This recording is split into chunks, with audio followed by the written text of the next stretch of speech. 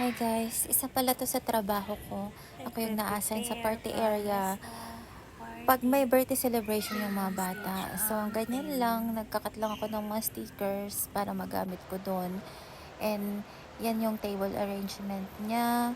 Sobrang simple lang. Lilo and Stitch yung theme. It's So, ganyan tomorrow's lang siya. party. Inatan niya din 1,847. nagpe-practice So, all this. almost 30,000 pesos. Tapos, yung pinaghanda lang talaga niya is yung backdrop. So, gold package siya. And ganyan lang talaga yung included dun sa package na yun. Dinadagdagan ko lang ng mga design para medyo mabuhay siya. Mabuhay.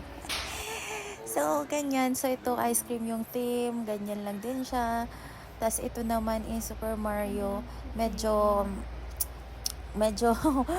ano siya, madaming design gawa ng dalayan ng nanay. So, inaayos ko lang siya lahat. Kaya, ganyan. Parang feel na feel mo yung birthday, ano? So, yun lang.